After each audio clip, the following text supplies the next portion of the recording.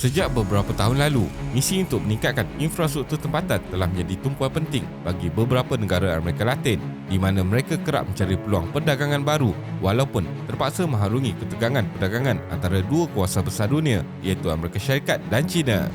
Walaupun sesetengah negara cuba mencapai tujuan ini secara individu seperti dalam kes strategi Chile on Rails, negara-negara lain nampaknya lebih memilih untuk bergabung tenaga bagi menarik perhatian pelabur Asia, Eropah dan Amerika untuk meningkatkan prospek ekonomi masing-masing. Perbincangan mengenai kemungkinan landasan kereta api transnasional yang akan menghubungkan lautan Pasifik dan Atlantik melintasi Amerika Selatan semakin rancak dibincangkan sejak beberapa tahun kebelakangan ini. Jika ia menjadi kenyataan, projek mega itu dijangka akan merombak sepenuhnya landscape perdagangan dan politik Amerika Selatan.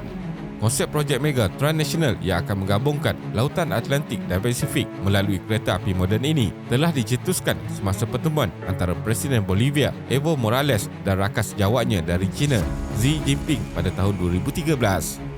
Jadi, dalam video kali ini, kita akan melihat bagaimana projek Central Bioceanic Railway mampu mengubah perdagangan dunia. Teruskan menonton.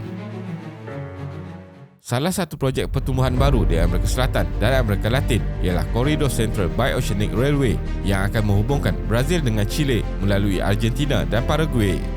Dicipta sejak tahun 2019, koridor itu akan memberikan kemudahan yang lebih dalam ekspor pengeluaran Amerika Latin melalui lautan Atlantik dan Pasifik serta kemungkinan lebih besar untuk perjanjian perdagangan baru dengan negara yang sebelum ini mengalami kesukaran logistik yang lebih besar. Koridor Central Bioceanic Railway Amerika Syarikat yang pertama adalah hasil kerja peneroka dari Amerika Syarikat dalam usaha penaklukan barat di mana sudah terdapat beberapa projek di Amerika Selatan. Namun begitu, projek pertama yang mula direalisasikan adalah projek yang bermula dari Brazil ke pelabuhan utara Chile, melintasi Paraguay dan dua wilayah Argentina. Ia berjalan selari dengan Tropic of Capricorn dan meliputi bahagian penting zon integrasi tengah barat Amerika Selatan, sebuah projek integrasi yang dimulakan pada tahun 1997 oleh beberapa kerajaan subnasional di kawasan ini untuk mempercepatkan pembangunannya. Wilayah Mediterranean dan negara-negara tengah barat Amerika Selatan seperti Paraguay, Bolivia, utara Argentina dan barat daya Brazil secara sejarah bergantung kepada pelabuhan lautan Atlantik. Hari ini, pengeluarannya lebih mendapat permintaan di pasaran Pasifik. Salah satu objektif mengintegrasikan kawasan Mediterranean ini dengan utara Chile dan selatan Peru adalah untuk memudahkan pertukaran komersial untuk menyumbang kepada pembangunan mereka. Koridor Central Bioceanic Railway ini akan berhubung dengan kawasan Pasifik yang mempunyai potensi produktif yang kukuh dan jarang digunakan. Ini sekaligus akan membolehkan kepelbagaian pengeluaran dan menambah nilai kepadanya melalui penciptaan rantaian pengeluaran serantau antara kawasan laluannya. Matlamat dan penubuhan jawatankuasa tabir urus. Matlamat utama projek ini adalah untuk menyumbang kepada pembangunan peluang ekonomi dan sosial yang dipacu oleh hubungan antara lautan yang menjangkau dari pantai Brazil menyeberangi wilayah Paraguay dan Argentina sehingga sampai ke pelabuhan di utara Chile.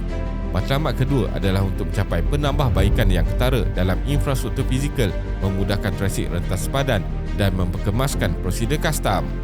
Ini bertujuan untuk mempercepatkan pergerakan orang dan barangan antara negara masing-masing dan sekaligus mampu mencapai kecekapan logistik yang tinggi selain daya saing ekonomi yang lebih baik. Dari segi pengurusan pula, sebuah jawatankuasa tadbir urus telah ditubuhkan.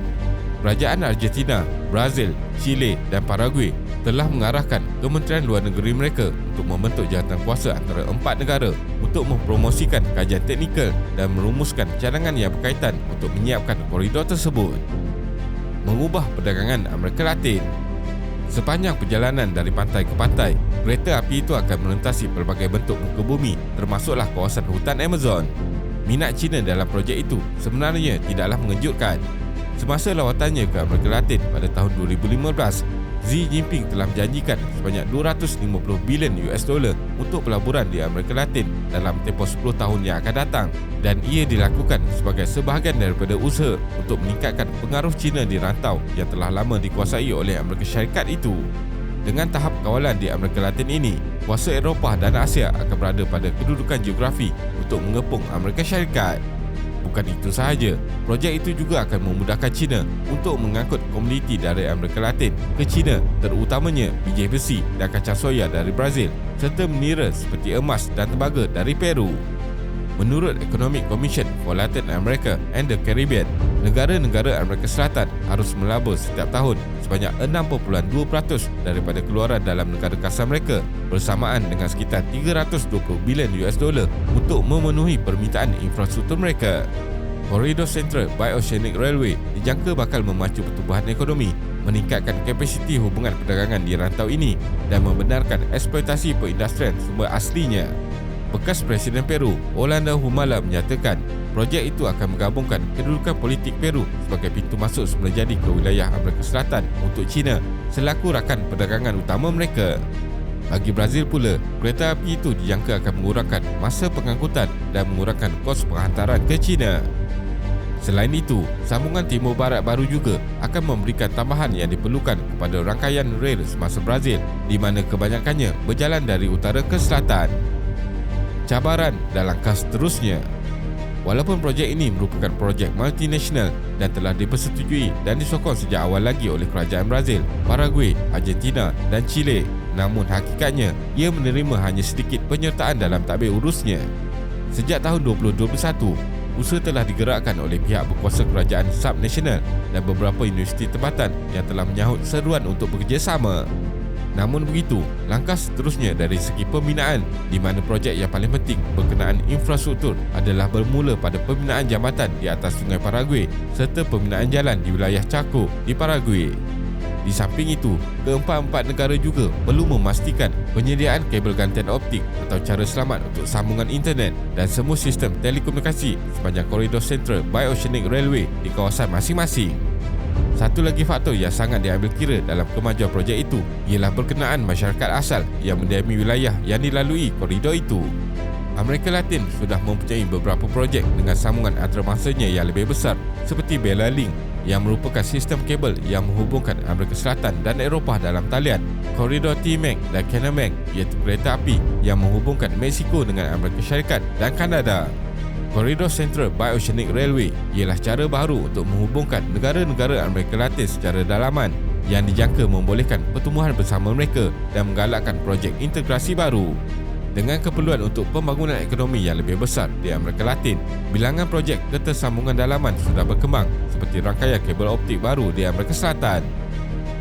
Kesimpulannya, projek Koridor Central Bioceanic Railway ini akan memberi banyak kemajuan kepada negara-negara yang terlibat. Bukan itu sahaja, ia juga akan memberi akses yang lebih besar kepada negara-negara lain ke kawasan Amerika Latin. Koridor yang akan menghubungkan negara melalui Paraguay, Brazil, Argentina dan Chile ini akan memotong hampir 8,000 km jarak asal dan mengurangkan hampir 2 minggu masa perjalanan asal. Bukan itu sahaja, projek ini juga mampu membuka lebih banyak prospek ekonomi kepada pelabur, tidak kiralah dari Asia, Eropah maupun Amerika Syarikat sendiri. Terima kasih kerana menonton dan jangan lupa subscribe. Jumpa lagi.